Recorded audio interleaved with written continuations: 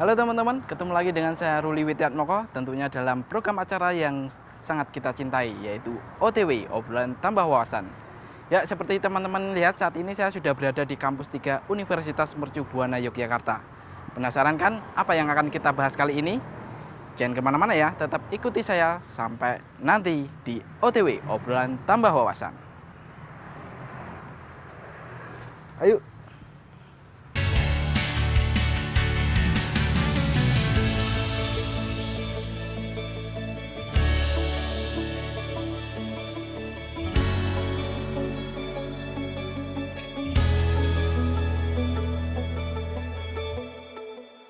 Baik teman-teman, saat ini saya sudah ada di Prodi Bikom Universitas Mercu Buana Yogyakarta.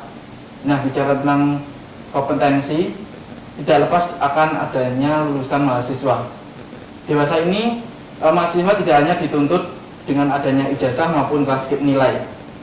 Nah, pada kesempatan kali ini saya akan membahas tentang pentingnya lulusan kampus berkompeten di dunia kerja maupun entrepreneur. Dan di sini saya sudah bersama 2 narasumber yang tentu saja kompeten di bidangnya untuk menambah wawasan kita kali ini. Tapi jangan kemana-mana ya, kita akan kembali sesaat lagi.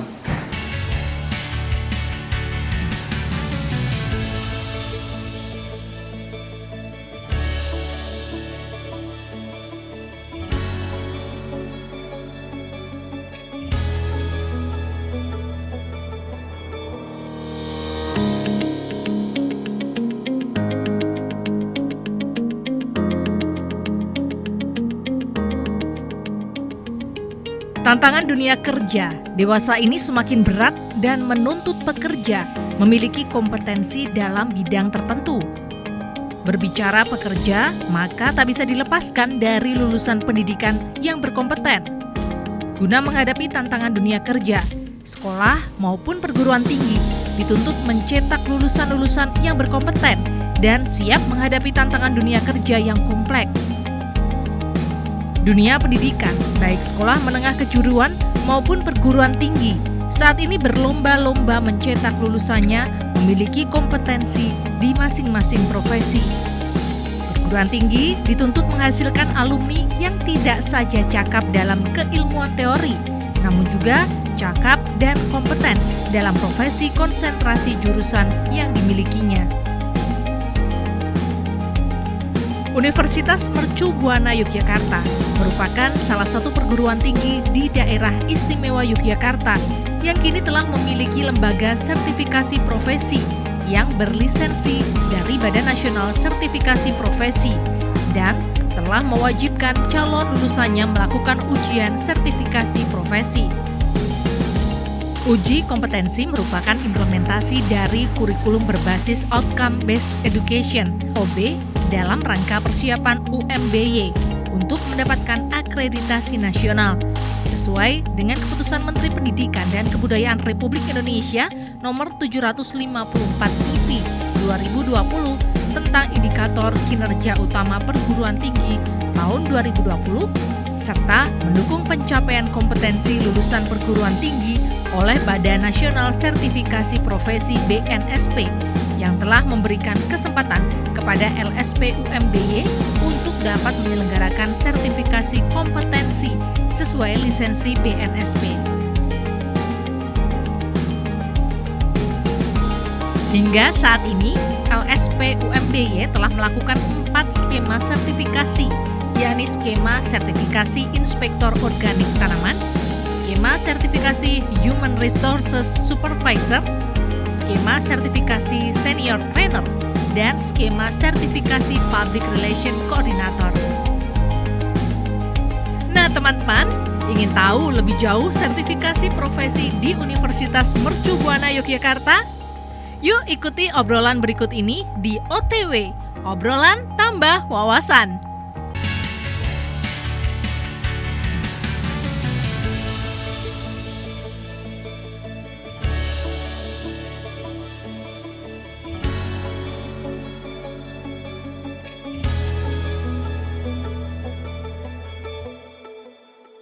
Baik teman-teman, saat ini saya sudah bersama dengan 2 narasumber yang cantik-cantik.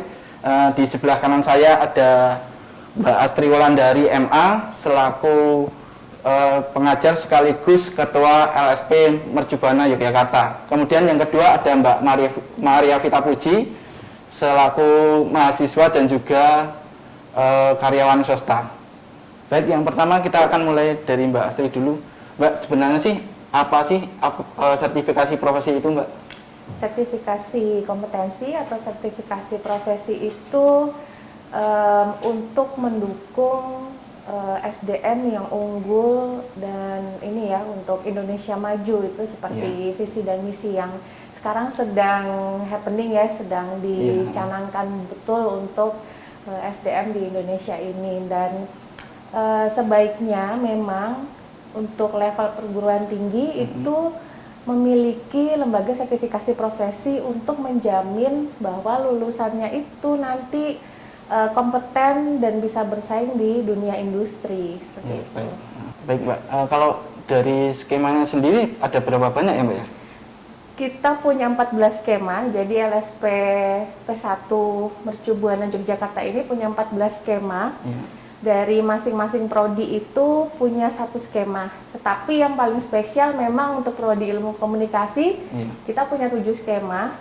Dan setiap konsentrasi studinya itu sudah punya keterwakilan skema. Jadi misalnya teman-teman broadcasting bisa memilih 3 skema, itu ada video editing, asisten produser, dan juga penyutradaraan TV. Kemudian untuk teman-teman markom itu ada ahli periklanan, dan nggak ketinggalan juga itu untuk teman-teman komunikasi visual itu ada desain grafis junior. Kemudian satu lagi untuk teman-teman PR itu ada 2 skema, jadi teman-teman PR itu bisa memilih untuk menjadi public relation coordinator atau media relation officer. Jadi skema-skema yang ada itu sudah disesuaikan dengan kurikulum masing-masing prodi, sehingga mahasiswa itu tidak usah takut ketika mereka, aduh nanti saya kompeten nggak ya? Sebenarnya itu semua sudah terwakili di mata kuliah yang mereka ambil sampai di semester terakhir. Asal mereka mereka benar sungguh-sungguh ketika kuliah, kemudian tahu setiap mata kuliah itu luarannya itu sebenarnya berguna untuk mengasah kompetensi mereka. Nah itu di-keep. Nanti sebelum mereka lulus, mereka melakukan sertifikasi kompetensi di LSP, mereka akan mendapat sertifikat kompetensi yang berlambang Garuda. Nah, itu berlaku 3 tahun dan itu diakui se-ASEAN. Wah, bagus sekali ya Mbak ya. Kalau misalkan Mbak ini, kalau dari segi broadcasting itu kan ada 3 skema ya Mbak? Itu apakah kita harus uji kompetensi semuanya atau bisa memilih salah satu bisa ya Mbak? Bisa memilih salah satu, tentu saja, karena sertifikat kompetensi itu kan sebenarnya hak ya. Kita mau kompeten di mana gitu. Tetapi karena setiap prodi itu harus menyesuaikan kurikulum dengan SKKNI, otomatis skema yang dipilih itu juga sebenarnya sudah sesuai dengan luaran atau capaian atau profil lulusan dari masing-masing prodi.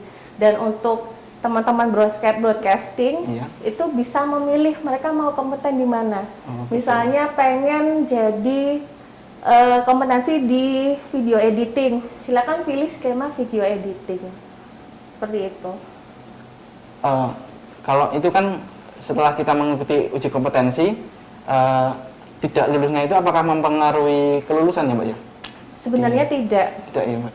Ketika dinyatakan kompeten, berarti nanti akan mendapatkan sertifikat berlambang Garuda, dan itu menjadi privilege. Kenapa? Karena itu diakui di ASEAN. Jadi misalnya teman-teman mau bekerja di luar Indonesia, itu adalah bekal yang sangat-sangat luar biasa jika mengantongi sertifikat kompetensi.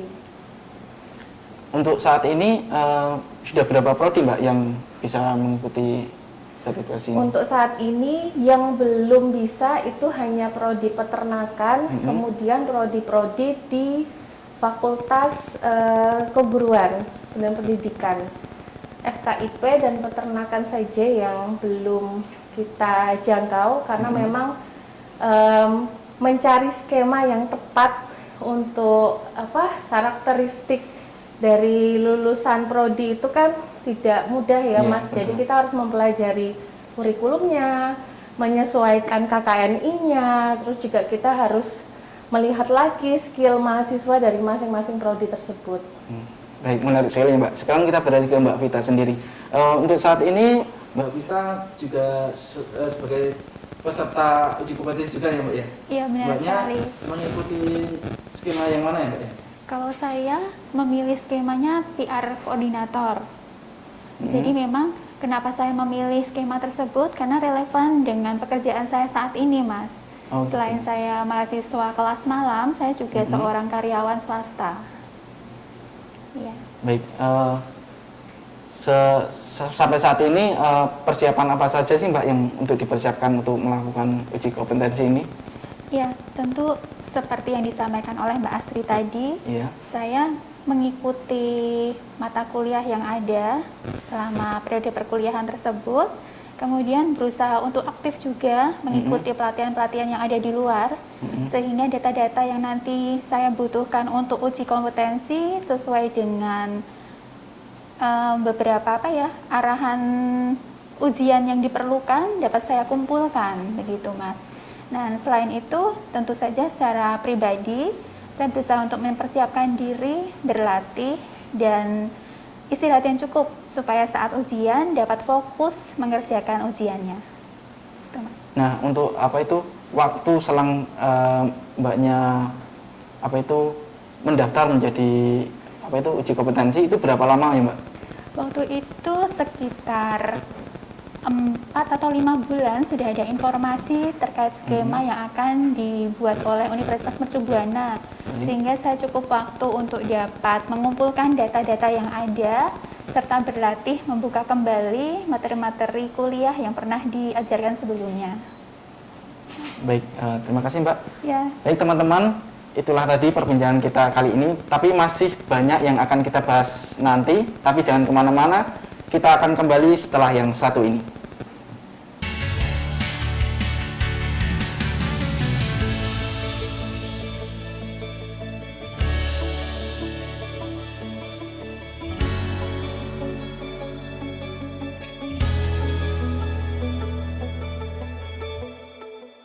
Baik teman-teman, kembali lagi di OTW, obrolan tambah wawasan. Kita kembali lagi ke Mbak Astri lagi ya Mbak ya. Untuk sertifikasi profesi ini, apakah diperlukan biaya atau skemanya seperti apa ya Mbak? Oke. Kalau diperlukan biaya, iya.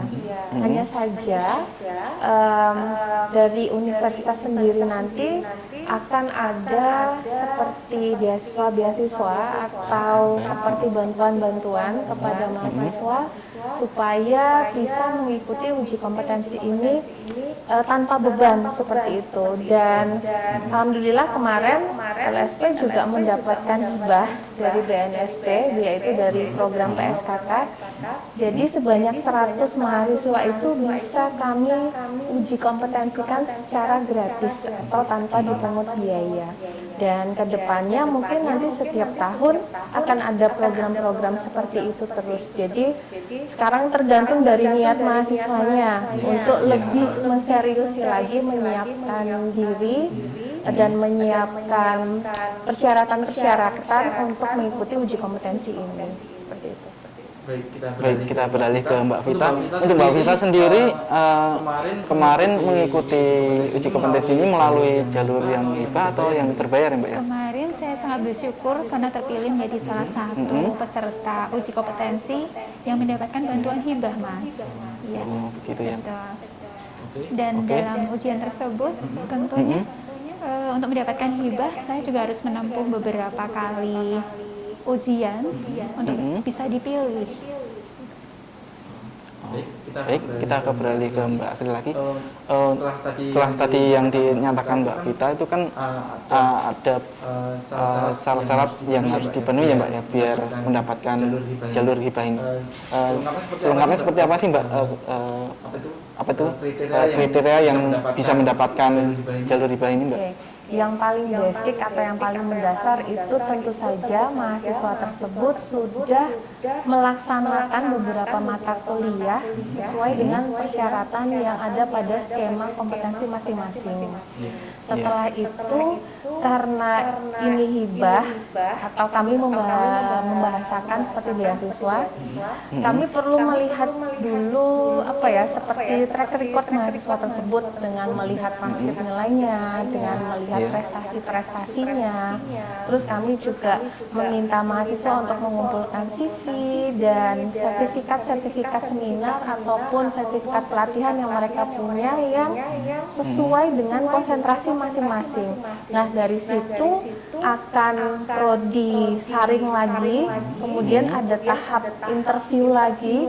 Dari tahap interview nanti kami melontarkan beberapa pertanyaan dan guna untuk menyiapkan mental, karena uji kompetensi itu tidak seperti UTS atau UAS. Itu benar-benar kamu sudah mau terqualified gitu untuk kompetensinya, jadi sudah bukan masih membaca-baca buku lagi atau browsing-browsing atau googling lagi, tapi memang benar-benar semua materi yang ada pada unit SKKN itu sudah dikuasai gitu. Jadi kita reminder lagi ke mahasiswa-mahasiswa yang ingin mendapatkan hibah, kalian harus menguasai poin ini dan ini. Kalau misalnya kalian sudah menguasai itu dan nanti dari track record kalian sendiri bagus atau prestasi selama kuliah kalian bagus, nah itu bisa kami plotkan untuk mendapatkan hibah tersebut atau yang tanpa dipungut biaya. Baik Mbak, mungkin masih ada yang bisa disampaikan lagi, tapi kita jeda dulu. Baik teman-teman, masih banyak lagi yang masih bisa kita gali, tapi kita akan kembali setelah tayangan yang berikut ini. Tetap di OTW, obrolan tambah wawasan.